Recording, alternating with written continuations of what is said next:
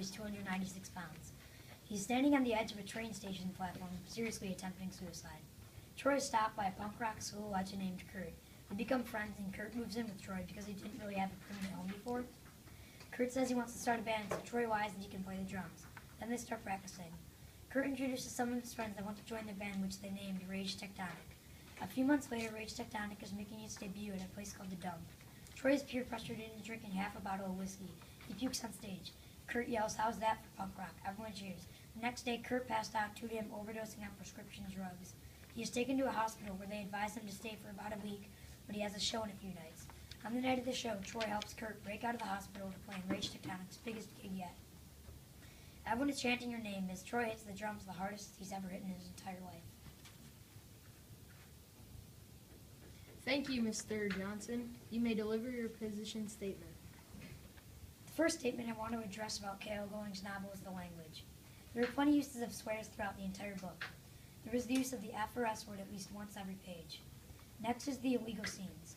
At one scene where Kurt and Troy are at their concert venue / bar, Kurt and his friends peer pressure Troy into chugging down half a bottle of whiskey. Keep in mind that Troy is 17 and therefore not permitted to drink alcohol. This can make younger audiences think that it is okay to underage drink. Throughout the entire book, Troy's father thinks Kurt is a drug addict. He never knows for sure until Kurt nearly died from overdosing on prescription drugs. This also promotes bad habits to younger reader. Another issue is a little more mild is the violence. There was this one time where Troy was at a place that he thought was to be Kurt's house, and then there was this crazy guy who chased him down to the streets and nearly killed him. This person happened to be Kurt's stepdad, who happens to hate his son, Kurt.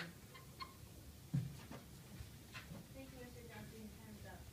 Mr. Harder, you may now deliver your position statement. For this book, I think the biggest issue someone would have with this novel is the language. But I don't think this is a problem because most kids our age know the language of what it means.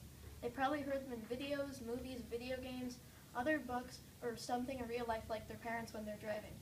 Research shows that people swear just as much as they use plural possessive pronouns like we, us, or our. On average, that's 140 words spoken by a person who speaks English. And besides, it's just a word because the author does not use them in an offensive tone to offend anyone most of the time. And also, if it's anyone's responsibility for this book, it's the kids for choosing the book. If your child can't handle the content, then tell them to stop reading, and you don't have to ruin it for everyone else if you're a parent. The book was clearly aimed at a higher audience, and someone older would probably know these things better, and they might have already experienced it too. And thank you, Mr. Harder. Time is up. Mr. Johnson, you have 1 minute for your rebuttal.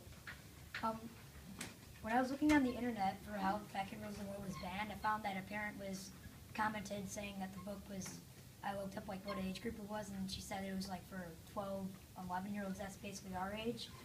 And despite the First Amendment, books still do get banned. When I was reading through the book, I kept finding that the author is making fun of overweight people. There was a picture of her in the back of the book, and she didn't seem like she weighed 296 pounds. After all, Troy wasn't actually saying what he does say, K.L. Going was. Troy always felt embarrassed when in public and always has these headlines in his head such as "Fat Kid Messes Up" and "Fat Kid Breathing in a Cab." I can see how some readers that might weigh about as much as Troy might find reading this book uncomfortable. The book also does make mild sexual references. I don't see why books don't have ratings like movies and video games. This book is not appropriate for middle school. Even though people can read whatever they want, this is a school, which is a learning environment, so students should be reading things that will make them smarter in life. Outside school, kids can feel free to get the book from some other source. Mr. Harder, you now have 1 minute for your rebuttal. If you still think that the swearing is a problem by age 3 and 4, the kids start using the words too, so it's completely normal. And also, bad things in books do not cause bad things in real life. Bad things done by kids are because of careless parents who leave things that a child shouldn't have in the child's reach, or a kid with bad parents or no parents, or a kid who suffers mentally, or someone who hangs out with bad friends. Those cause the problems, and not the books or movies or video games. 17% of 12th graders do drugs, and 14% smoke things, 3% do cocaine, and 5% do hallucinogens. Drugs are an unfortunate reality, and by reading you can know more about the dangers of them. And at parties, kids will experience peer pressure from other kids and they will want them to drink. The kids need to avoid it, and it's a reminder of reality. And also, about Troy's thoughts, anyone that hasn't really been with anyone or is lonely will start to think of things like that, and it's completely normal. Mr. Johnson, you now have an optional 30 seconds to conclude your thoughts. Alright. I was searching for information on how Fat Kid Rules the World was banned a while back and found out that it also has a movie. Checked it out on Netflix and saw that it was rated R. So possibly the worst thing for young readers to take away from this book is the suicide part.